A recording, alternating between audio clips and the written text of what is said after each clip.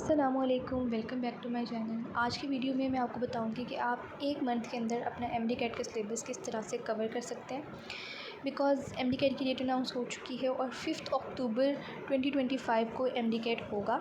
तो इसलिए आपके लिए ज़रूरी है कि आप अपना सिलेबस, जो पहली दफ़ा आप सिलेबस कवर करें, उसका टारगेट आप एक मंथ रखें, ताकि उसके बाद आप अपनी फर्दर सेकंड रिवीजन कंप्लीट कर सकें, थर्ड रिवीजन कंप्लीट कर सकें। और एक दफ़ा सिलेबस कवर करने के बाद जब आप बार बार रिवीजन करेंगे तो आपकी जो सिलेबस है वो चीज़ें आपकी परमानेंट मेमोरी में चली जाएंगी और फिर एमडी कैट वाले दिन वो आपको भूलेंगे नहीं। सो आज की वीडियो में मैं स्टडी प्लान बताऊंगी, जिसको फॉलो करके आप विद इन 30 डेज़ आसानी से अपने सारे टॉपिक्स कवर कर सकेंगे और एमडी कैट का सिलेबस आप एक दफ़ा कम्प्लीटली कवर कर लेंगे। तो अब आपने एक मंथ का अपना टारगेट रखना है, सिलेबस कंप्लीट करना है आपने इसमें, बिकॉज़ आपने एक मंथ के अंदर अपना पहली दफ़ा सिलेबस कवर करना है। उसके बाद आपके पास बहुत ज़्यादा टाइम होगा रिवीजन करने के लिए। आप सेकंड रिवीजन करेंगे, थर्ड रिवीजन करेंगे, तब जाके चीज़ें आपकी परमानेंट मेमोरी में आएंगी। ठीक है, तो पहली दफ़ा जब आप सिलेबस कवर करें तो आपने अपना एक मंथ का ही टारगेट रखना है। और आज जो मैं स्टडी प्लान बताने वाली हूँ, अगर आप इसको फॉलो करेंगे तो इंशाल्लाह एक मंथ के अंदर आपका सिलेबस बहुत अच्छे से कवर हो जाएगा। तो डे 1 में आपने बायो के पहले 4 चैप्टर या कोई भी 4 चैप्टर जो आपको इजी रहे आपके लिए, जो आप 10 to 12 आवर्स के अंदर कंप्लीट कर सकें, वो आपने करने हैं। सेकंड डे पे आपने फिर से बायो पढ़नी है, ठीक है, क्योंकि बायो का सिलेबस लेंथी है, उसमें से ज़्यादा पोर्शन आना है, तो उसको आपको ज़्यादा टाइम देना पड़ेगा, ज़्यादा डेज देने पड़ेंगे। तो बायो के सेकंड डे पे आपने क्या करना है, 2 चैप्टर कर लेने हैं। कोऑर्डिनेशन वाला चैप्टर कर लेना है क्योंकि वो ज़रा बड़ा चैप्टर है, साथ में आपने एंजाइम्स वाला चैप्टर कर लेना है। अगर आप कोऑर्डिनेशन वाला चैप्टर नहीं करना चाहते, कोई और इसके साथ कोई लेंथी चैप्टर ऐड करना चाहते हैं, तो it is quite up to you. ठीक है, ज़रूरी नहीं कि आप इस स्टडी प्लान को एज इट इज़ फॉलो करें, this is just a general study plan. Okay, day 3 पे आपने केमिस्ट्री पे आ जाना है। ठीक है, केमिस्ट्री के आपने 3 चैप्टर्स कर लेने हैं, जिसमें टिश्यू केमिस्ट्री है, एटॉमिक स्ट्रक्चर है, गैसेस हैं, या इसके अलावा कोई चैप्टर करना चाहते हैं तो वो कर लें। बट बेटर यही है कि आप यही चैप्टर्स करें जिन चैप्टर्स की वेटेज ज़्यादा है। ज़ाहिर है जो चैप्टर्स में कॉन्सेप्ट्स ज़्यादा हैं, ज़ाहिर है टिश्यू केमिस्ट्री में बहुत ज़्यादा कॉन्सेप्ट्स हैं, बहुत मुश्किल कॉन्सेप्ट्स हैं जो स्टूडेंट्स को नहीं आते। तो अगर आप वो जल्दी कर लेंगे तो इससे आपका कॉन्फिडेंस भी बिल्ड हो जाएगा और आपको आगे जाकर रिवीजन करने में भी आसानी होगी। डे 4 में भी आपने केमिस्ट्री के 3 चैप्टर कर लेने हैं। ठीक है, लिक्विड्स, सॉलिड्स एंड इक्विलिब्रियम। ठीक है, कोई आपको मुश्किल नहीं होगी, केमिस्ट्री बहुत आसान है। अगर आप लोग सुकून से एक दिन में 3 के बजाय 4 चैप्टर भी करना चाहते हैं तो वो भी आपके बहुत आराम से हो जाएंगे। लेकिन क्योंकि आपने सिर्फ कवर नहीं करना है, साथ में अगर आपको टाइम बचता है तो आप प्रैक्टिस बुक से प्रैक्टिस भी कर लें एमसीक्यूज़, तो इसलिए बहुत आपका आसानी से हो जाएगा। तो आपने आराम से करना है, पेशेंस रख के करना है और बहुत अच्छे से करना है। डे 5 पर अगर आप केमिस्ट्री पढ़ के बोर हो गए हैं तो फिर से आप बायो को ले आएँ। ठीक है, बायो के आपने 2 चैप्टर्स कर लेने हैं, एवोल्यूशन एंड रिप्रोडक्शन। ये 2 चैप्टर्स आपके कवर हो जाएंगे। डे 6 पे अब आपने क्या करना है, क्योंकि अब आपके बायो का काफ़ी ज़्यादा कवर हो चुका है। ठीक है, आपने बायो को काफ़ी ज़्यादा दिन दे लिए हैं, तो थोड़ा इंग्लिश को भी ऐड करें। ठीक है, डे 6 पर आपने स्पोर्ट एंड मूवमेंट वाला बायो का 1 चैप्टर करना है और साथ में आपने इंग्लिश के ग्रामर के रूल्स याद करने हैं। ठीक है, क्योंकि आपका सारा जो इंग्लिश का पोर्शन है वो आपके ग्रामर रूल्स के ऊपर ही बेस्ड है। तो आपने ग्रामर रूल्स जितने भी आपसे एक दिन में हो सके उनको अच्छे से याद करने हैं। एंड ओके, तो अब डे 7 पे आपने क्या करना है, आपके 7 दिन कंप्लीट हो चुके हैं। आपने एक वीक में अपना जितना सिलेबस कंप्लीट किया है, बायो का, केमिस्ट्री का और इंग्लिश का, क्योंकि फ़िज़िक्स अभी आपने स्टार्ट नहीं किया। ठीक है, उसको आपने रिवाइज़ करना है सारा, और साथ में आपने प्रैक्टिस बुक से प्रैक्टिस करनी है और फिर टेस्ट अटैम्प्ट करने हैं। वीक आपका कंप्लीट हो चुका है। फर्स्ट वीक में आपने बायो को कवर किया है, केमिस्ट्री के चैप्टर्स कवर किए हैं, इंग्लिश को स्टार्ट की है। ठीक है, 7th डे के ऊपर आपने रिवीजन की है, आपने प्रैक्टिस की है, टेस्ट अटैम्प्ट किए हैं। अब 8th डे के ऊपर आपने क्या स्टार्ट कर देंगे, फ़िज़िक्स स्टार्ट कर देंगे। ठीक है, फ़िज़िक्स के आपने कुछ टॉपिक्स कर लेने हैं, वेक्टर्स, मोशन। 9th डे के ऊपर डे 9 पे आपने फिर से फ़िज़िक्स करनी है। ठीक है, वर्क, एनर्जी और सर्कुलर मोशन वाले टॉपिक्स आपने। डे 10 पर फिर से आपने केमिस्ट्री के यूनिट करने हैं, जिसमें आपने काइनेटिक्स, थर्मोडायनेमिक्स और इलेक्ट्रोकेमिस्ट्री को कवर कर लेना है। फिर डे 11 पर फिर से आपने फ़िज़िक्स करनी है, फ्लूइड डायनामिक्स और वेव्स को कंप्लीट कर लेना है। अगर आप ऑल्टरनेटिव डेज़ के ऊपर हर सब्जेक्ट को करेंगे तो इस तरह आप बोर भी नहीं होंगे।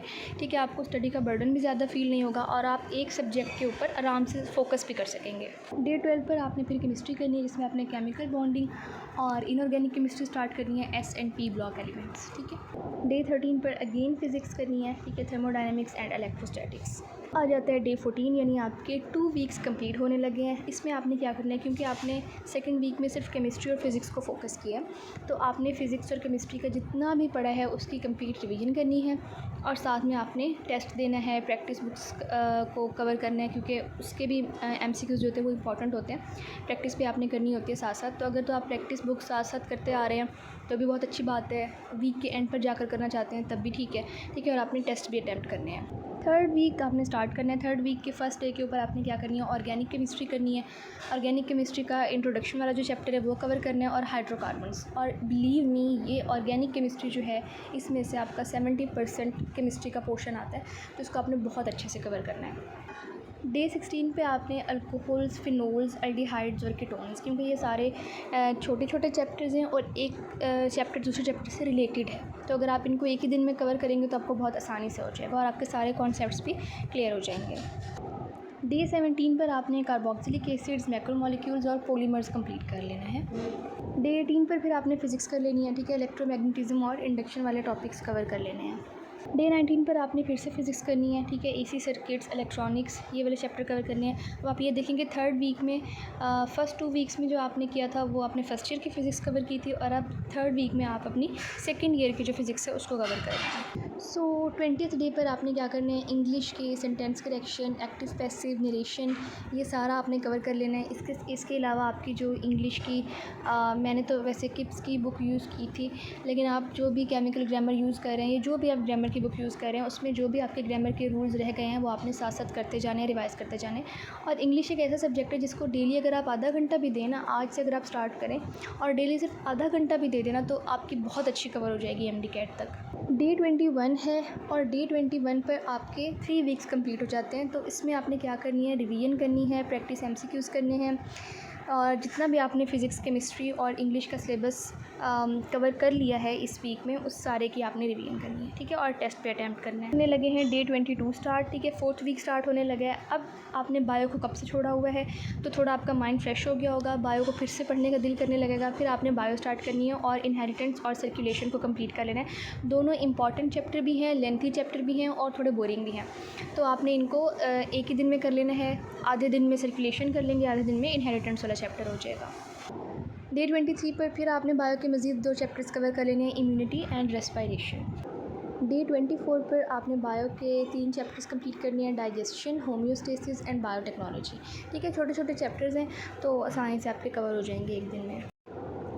डे 25 पर आपने लॉजिकल रीजनिंग स्टार्ट करनी है, ठीक है, और उसके कुछ टॉपिक्स कवर करने की कोशिश करनी है। बहुत सारे स्टूडेंट्स पूछ रहे थे कि लॉजिकल रीजनिंग करनी कहाँ से, तो मैंने तो प्रिपेयर की थी किप्स की प्रेप बुक से, ठीक है। वैसे मुझे किप्स की प्रेप बुक्स काफ़ी बेहतर लगी थी, इंग्लिश की भी अच्छी थी, ठीक है, और लॉजिकल रीजनिंग की प्रिपरेशन के लिए भी किप्स की प्रेप बुक ही इनफ थी। लेकिन अगर आप किसी और अकेडमी में जा रहे हैं तो वो उस अकेडमी ने भी आपको प्रोवाइड की होगी प्रेप बुक्स, तो आप उनको यूज़ कर सकते हैं। यूट्यूब पर बहुत ज़्यादा लेक्चर्स हैं लॉजिकल रीजनिंग से रिलेटेड, वो आप देख सकते हैं।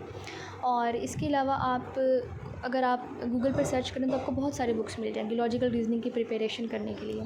तो डे 26 पर आपने फ़र्दर जो लॉजिकल रीजनिंग का आपका रह गया है, जो टॉपिक्स उन्होंने आपको टॉपिक्स के टाइटल्स दिए हैं वो आपने कवर कर लेने हैं, उनकी प्रैक्टिस कर लेनी है, बिकॉज़ लॉजिकल रीजनिंग सिर्फ प्रैक्टिस से ही आएगी। तो 1 मंथ में आपने अपना सिलेबस कवर करना था। अब आपके पास 1 मंथ हो चुका है, आपका सिलेबस कवर हो चुका है, लेकिन अब आपके पास दिन रह गए हैं, बच गए हैं, ठीक है। तो उसमें क्या करना है, आपने फुल लेंथ पेपर सॉल्व करने हैं ताकि आपको MD-CAT का पेपर अटैम्प्ट करने का तरीका आए और आपको थोड़ा आइडिया हो कि आपकी कितनी तैयारी है, कौन कौन से पॉइंट्स आपके वीक हैं, और आपको टाइम मैनेजमेंट आए। 28 डे के ऊपर आपने एक और फुल लेंथ पेपर सॉल्व करना है, ठीक है। साथ में आपने अपनी जो मिस्टेक्स हैं, जो आपने पिछले टेस्ट में मिस्टेक्स की हैं, उनको आपने देखना है, और जो पॉइंट्स आपके वीक हैं आपने उनको दोबारा से रिवाइज़ कर लेना है। डे 29 पर आपने एक और FLP सॉल्व करना है, ठीक है, फुल लेंथ पेपर सॉल्व करना है, और फर्दर अपनी मिस्टेक्स देखनी है, अपने मार्क्स कैलकुलेट करने हैं, अपने वीक पॉइंट्स देखने। और फिर 30 डे के ऊपर क्या करना है, आपने जितने भी सब्जेक्ट्स आपके हैं उसके आपने ब्रीफ नोट्स बनाए होंगे, उनको आपने रिवाइज़ कर लेना है। या फिर अभी आपके पास बहुत ज़्यादा टाइम है, फर्दर आपने 1 महीने में अपना सिलेबस कवर कर लिया है, आप अपनी सेकेंड रिवीजन स्टार्ट कर दें, ठीक है। उसके बाद आप अपनी थर्ड रिवीजन करें, तो जितनी रिवीजन्स कर सकते हैं करें, बट कोशिश करेंगे जो पहला सिलेबस आपने कवर करना है कंप्लीट, उसका टारगेट आपने 30 डेज़ का ही रखना है, हैं, और अगर आप इसी स्टडी प्लान को फॉलो करेंगे तो इंशाल्लाह आपका कंप्लीट सिलेबस 30 डेज़ में कवर हो जाएगा। ओके, एंड पे कुछ टिप्स हैं, ठीक है, जो आपको हेल्पफुल रहेंगी। जैसे कि मैंने आपको स्टडी प्लान में बताया कि आपने हर 7th डे के ऊपर यानी हर वीक के एंड पर रिवीजन करनी है। एक तो आपने डेली भी रिवीजन करनी है, ठीक है, डेली आपने 10 to 15 मिनट्स जो आपने पिछला पढ़ा है उसको रिवाइज़ कर लेना है। 7th डे जो होता है हर वीक का, जो मैंने आपको बताया, उसमें आपने रिवीजन करनी है। वो पूरा दिन अपनी रिवीजन के लिए, प्रैक्टिस के लिए और टेस्ट अटैम्प्ट करने के लिए रखना है, ठीक है। उसके बाद आपने टाइम मैनेजमेंट सीखनी है, ठीक है। आप अपना टाइमर लगा कर बैठे मोबाइल के ऊपर कि मुझे इतने मिनट्स में इतने MCQ सॉल्व करने हैं, ठीक है। PMDC के ऑफिशियल सिलेबस को ही फॉलो करना है आपने। फ़र्दर ना कोई टॉपिक उसमें मज़ीद ऐड करना है, ना ही उसमें से किसी टॉपिक को छोड़ना है, ठीक है। और लॉजिकल रीजनिंग, जैसे कि मैंने आपको पहले बताया, प्रैक्टिस से ही आती है, तो आपने उसको सैम्पल पेपर से प्रैक्टिस करना है। फार्मूलाज की कॉन्सेप्ट्स, इन सब के आपने शॉर्ट नोट्स बना लेने हैं ताकि MD-CAT से 1-2 दिन पहले आपको रिवीजन करने में बहुत ज़्यादा आसानी हो, ठीक है। इसके अलावा नींद पर आपने बिल्कुल कॉम्प्रोमाइज़ नहीं करना, बिकॉज़ आपके हेल्दी माइंड के लिए आपकी नींद बहुत ज़्यादा ज़रूरी है, क्योंकि इस वक्त आपको बहुत ज़्यादा चीज़ें रिटेन करने की ज़रूरत है। तो अगर आप नींद पूरी नहीं करेंगे तो आप कुछ भी रिटेन नहीं रख सकेंगे, जो भी याद करेंगे वो आपको भूलेगा। तो इसलिए आपने 6 to 7 आवर्स की नींद ज़रूर लेनी है। डिस्ट्रैक्शन तो सोशल मीडिया को बिल्कुल अवॉइड करना है, ठीक है। अगर आप सोशल मीडिया यूज़ कर भी रहे हैं तो सिर्फ आपने स्टडी पर्पज़ के लिए इस्तेमाल करना है। इसके अलावा प्रैक्टिस टेस्ट आपने अटेम्प्ट करने हैं।